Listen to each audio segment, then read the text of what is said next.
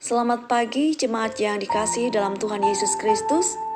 Renungan harian hari ini 23 Februari 2021 dari kitab Ayub pasal 5 ayat 8 hingga ayat yang ke-27. Sebelum kita melakukan perenungan firman Tuhan, marilah kita bersama-sama berdoa. Bapa kami yang di surga, Tuhan kami Yesus Kristus, kami bersyukur dan berterima kasih atas lawatan-Mu hingga saat ini.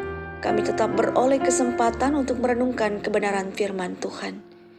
Kami memohon pertolongan kuasa Roh-Mu yang kudus, agar kami mengerti apa yang Tuhan kehendaki bagi hidup kami. Dalam nama Yesus Kristus kami berdoa. Amin. Jemaat Tuhan, bagian nas yang menjadi dasar perenungan bagi kita hari ini adalah satu bagian dari percakapan Ayub dengan sahabat-sahabatnya, di mana Elifas, sahabat Ayub, menegur Ayub oleh karena penderitaan yang menimpa kehidupan Ayub. Tentang siapa Ayub, saya yakin di antara kita pasti cukup banyak yang tahu bahwa Ayub adalah seorang yang melakoni hari-hari hidupnya dengan benar. Seorang yang menjalani kehidupan rohaninya dengan begitu saleh. Ayub takut akan Tuhan dan menjauhi diri dari segala kejahatan. Saudara, tidak hanya itu, Ayub adalah orang yang sangat diberkati hidupnya. Ia memiliki kekayaan yang sangat melimpah, dan hanya Ayub yang paling kaya pada zamannya di daerah timur waktu itu. Ia punya banyak sekali budak. Ia memiliki anak-anak laki-laki dan juga perempuan. Dan ia juga memiliki seorang istri yang baik. Ayub memiliki segalanya.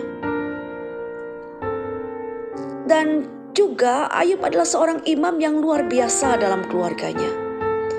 Benar-benar kita melihat tiada kekurangan dalam kehidupan Ayub.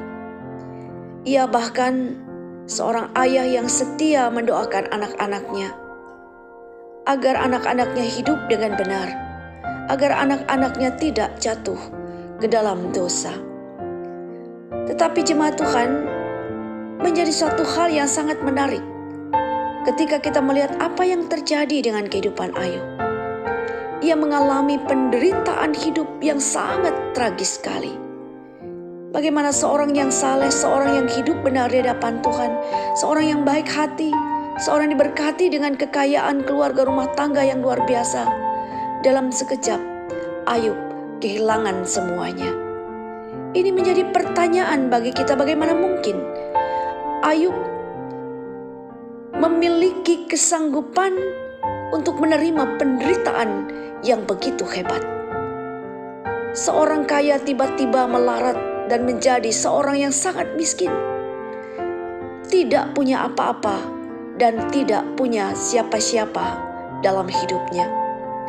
Harta benda habis seketika, anak-anak pun habis mati. Ayub menderita penyakit yang luar biasa, penyakit bara di tubuhnya dari telapak kaki sampai batok kepalanya. Tetapi iman Ayub sungguh teguh. Keadaan buruk dalam hidupnya tidak mempengaruhi sedikit pun imannya kepada Allah. Bahkan ketika istri Ayub tidak sanggup lagi menerima fakta yang terjadi dan menggugat iman Ayub kepada Tuhan, untuk apa ia bertekun dan hidup saleh di hadapan Tuhan? Istri mengatakan, kutukilah Allahmu dan matilah.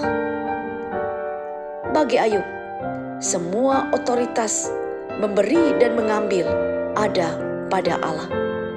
Sahabat-sahabat Ayub juga menghakimi dan menyalahkan Ayub bahwa penderitaan Ayub karena Tuhan yang murka kepada Ayub. Dalam pandangan mereka, kesusahan hidup Ayub adalah karena ia begitu banyak dosa yang telah dilakukannya.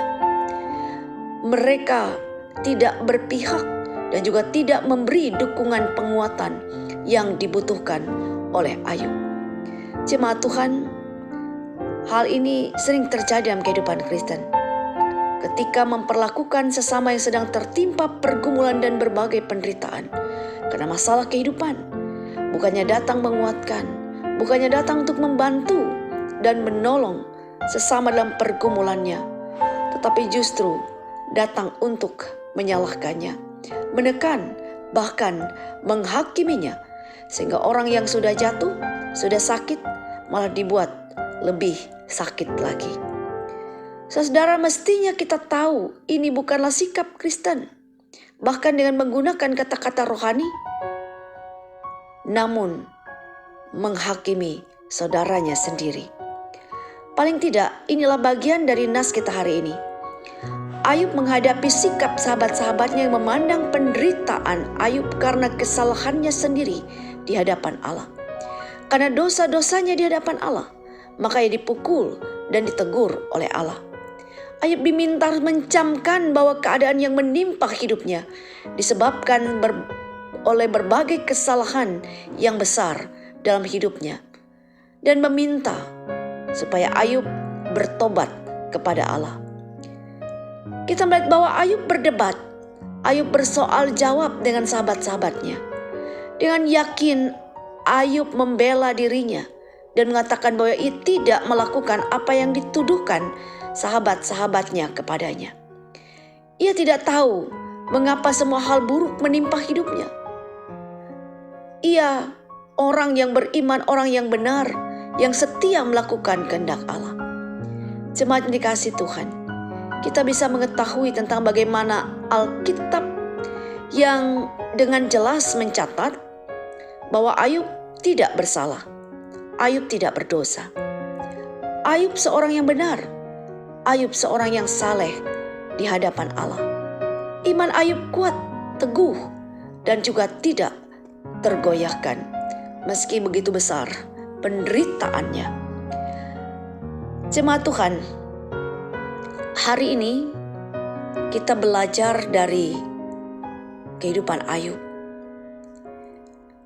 Ia memiliki keterikatan yang sangat kuat dengan Allah.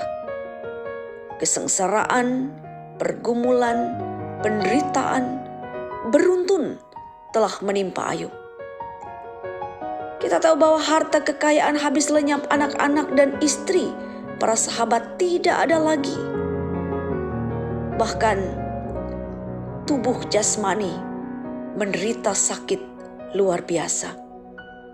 Namun mari kita perhatikan bahwa tidak sekalipun Ayub menyangkali Tuhan dalam hidupnya. Tidak sedikit pun Ayub mempersalahkan atau menggugat Tuhan atas penderitaan besar yang terjadi dalam hidupnya. Bagi Ayub, semua yang pernah ada karena Tuhan telah memberikannya kepadanya, dan Tuhan juga yang berhak untuk mengambilnya. Karena itu Ayub mengatakan, Tuhan yang memberi, Tuhan yang mengambil. Saudara dikasihi Tuhan, kita juga melihat bahwa Ayub memiliki kesanggupan untuk menerima apa yang baik dan apa yang buruk dari Allah. Hal ini mengingat bagaimana dalam kehidupan kita, seringkali kita hanya menginginkan, hanya meminta hal yang baik saja dalam kehidupan kita. Dan kita tidak memaksa atau memastikan bahwa Tuhan akan selalu memberikan yang baik dalam kehidupan kita. Tetapi juga apa yang kurang baik, bahkan apa yang buruk. Tetapi belajar dari kehidupan Ayub, ia mempunyai kekuatan untuk menerima setiap hal yang terjadi dalam hidupnya. Jemaat Tuhan, melalui penderitaanlah Ayub semakin mengenal Tuhan. Melalui penderitaannya Ayub dapat menemukan Tuhan dalam hidupnya. Ayub mengalami kasih Tuhan dalam kehidupannya. Dan pengalaman demi pengalaman pahit telah terjadi dalam kehidupan Ayub. Demikian juga dalam kehidupan kita selaku orang-orang yang percaya kepada Tuhan. tentulah kita juga memiliki pengalaman demi pengalaman pahit yang mungkin sering terjadi dalam kehidupan kita. Kesulitan, kesukaran hidup mungkin menjadi bagian dalam hidup kita yang silih berganti. Tetapi mari kita ingat, jangan sekalipun kita mempersalahkan Allah ataupun menggugat Allah. Sebab melalui keadaan pahit hidup itulah Allah mau membentuk kita untuk semakin mengerti dan mengenal Allah dengan baik. Pergumulan yang silih berganti dalam hidup kita dapat membawa kita makin merasa dekat kepada Allah. Pelajaran yang luar biasa dari Ayub memberikan kepada kita satu pengalaman yang berharga supaya kita mampu bersyukur, tidak marah dan kecewa jika ada begitu banyak persoalan pergumulan hidup yang terjadi pada hari-hari kita. Jemaat yang diberkati oleh Tuhan, kiranya perenungan firman Tuhan pada pagi hari ini memberikan kekuatan dan semangat dalam hidup kita untuk menjalani kehidupan dengan iman yang teguh kepada Tuhan. Tuhan memberkati. Amin.